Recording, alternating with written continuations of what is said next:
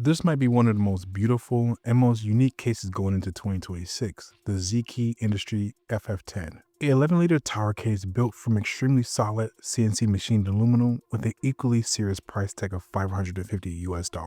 This is made specifically for the high-end RTX enthusiasts, and yes, that's me.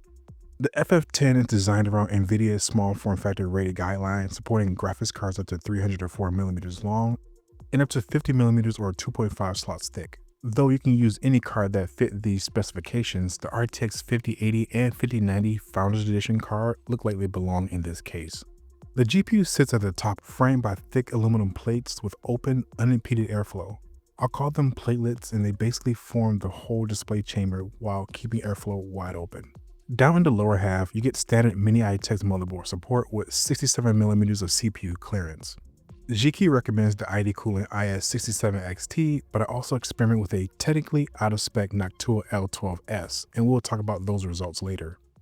We get SFX and SFXL power supply support with a bit more room than expected thanks to the recessed power inlet and low-profile internal adapter. The GPU and motherboard are unified by a PCIe 5.0 riser cable right in the middle.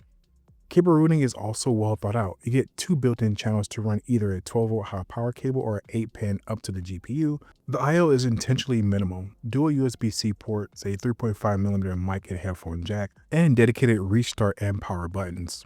We're looking at roughly 11 liters in volume, with the longest side being 340mm long and the shortest 92mm, and it weighs just under 17 pounds empty.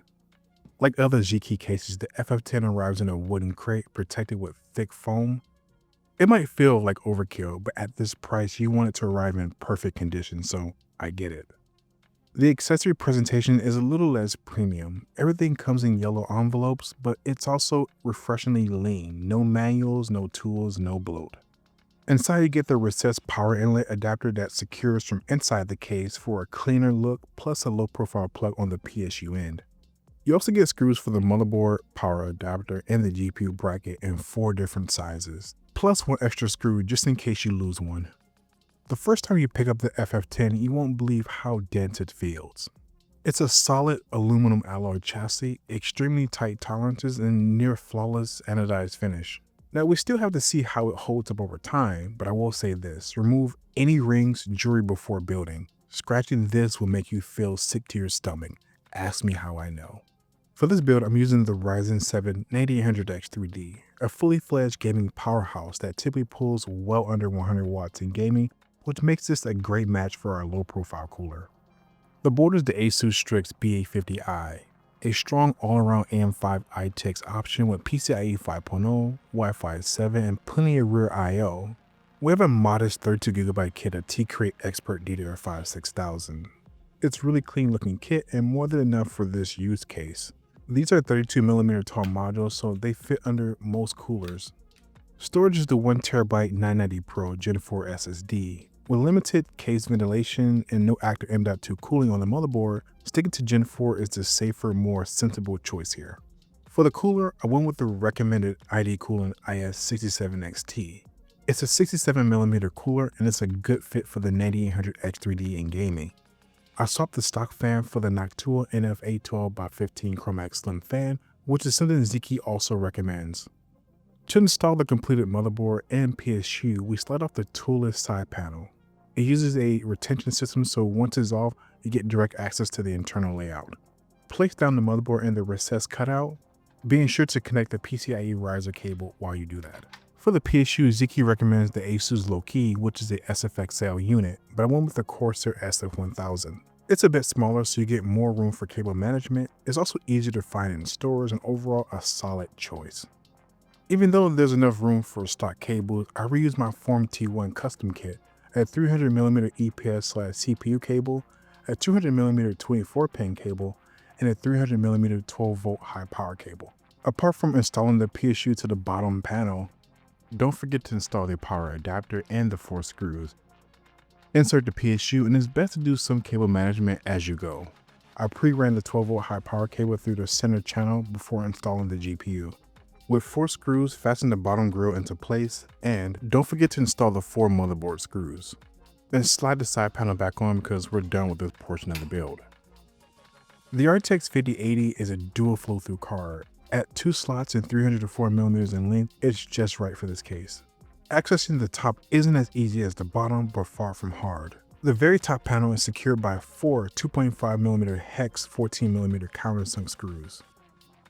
Each platelet is separated by embedded standoffs, and the nice part here is that it uses the hex 4 bit, which is the base to most small driver kits. The playlist feel just as premium as the rest of the case, and you can add or remove more if you're using a shorter or narrower card. The designer mentioned that 10 playlists is the sweet spot for the best aspect ratio. From there, we gently slide into 5080, making sure it's fully seated into the Gen 5 riser, then secured to the IO playlet with 2 screws. Reverse the process, reinstall those playlets, and the build is basically complete. This is generally one of the easiest builds I've done on the channel, and I spent more time building out the motherboard than I did with anything else. Before we get into the performance, I wanted to test 2 different coolers. Even though the IS67XT is the recommended option, I also tested the NVIDIA L12S, which is taller at 70mm in the shorter configuration. My main concern was the IS67XT sitting too close to the side vent, potentially causing audible turbulence. With the L12S, you can orient the fan underneath the fin stack, and in theory, that can help reduce turbulence. The problem is that the L12S doesn't actually fit, and it can scratch the inside of the side panel when you go to close it. So, I took the extreme route and compressed the heatsink, bending it down to roughly 68mm, just enough to clear the side panel. I do not recommend doing this unless you're completely prepared to void your warranty, and as you'll see, the trade-offs may not be completely worth it. For testing, we ran Cyberpunk 2077 to get a realistic look at CPU and GPU thermals at 4K, 1440p, and 1080p. The CPU fan, the NVIDIA A12x15, was locked at 1250 RPM. The RTX 5080 FE was locked to 1500 RPM. In our 10-minute in-game test, the CPU behaved exactly how we'd expect. At 4K, the 1900 X3D maxed out at 66 degrees. At 1440p, where the CPU is working harder, it jumped to 78 degrees. At 1080p, it climbed another 11 degrees, landing around 89 degrees. This is warmer than I'd like to see in 1080p, especially in extended play sessions. On the GPU side, the 5080 stayed between 7 degrees overall, maxing out at 65 degrees in 4K while pulling north of 320 watts. If you're curious, this landed at 76 frames in 4K when no DLSS frame generation, 138 frames in 1440p, and 188 frames in 1080p. So yeah, you're pushing a lot of frames through that small profile cooler and slim fan with limited ventilation. When we swapped to the NVIDIA L12S, temp were actually worse, about 2 degrees warmer in 1440p and 4 degrees in 1080p, despite all the effort to make it fit. In Cinebench R24, no surprise, we hit the thermal throttle limit on the 9800 X3D. The L12S edged out the IS67XT slightly, but it's close enough that I'd call it a margin of error. Noise is also interesting in the FF10. When measuring 200mm away from the side panel, the 67XT came in at 47 decibels, and the L12S came in at 45 decibels. You can pick up faint turbulence on the 67XT if you listen for it.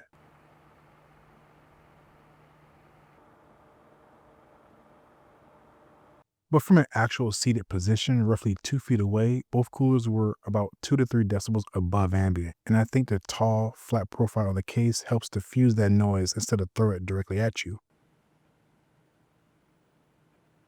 Especially seeing that the cooler is facing away from the front of the case. So ultimately, you can barely hear it running in a practical use case. At the end of the day, the FF10 is not a best value case, and it's not trying to be. It's a dust and fingerprint magnet with no dust filters, higher thermals than normal, and it's still quite limited despite being the most flexible case in XIKII's lineup. This is a case you're buying because you want something that feels like a piece of art on your desk. It's heavy, it's dense, it's beautifully machined, and it has that XIKII look where it looked like it was cut from a single block of aluminum. I think the FF10 absolutely nails its main purpose. It showcases a flagship GPU like the 5080 or 5090 FE in the cleanest, most intentional way I've seen in an 11-liter case. And honestly, that's the entire point of the FF10. What do you think of this case? Do you think it's worth the incredible price tag? And what other high-end cases you'd like to see covered on this channel? The initial pre-sale is ongoing and first deliveries could be expected in early January.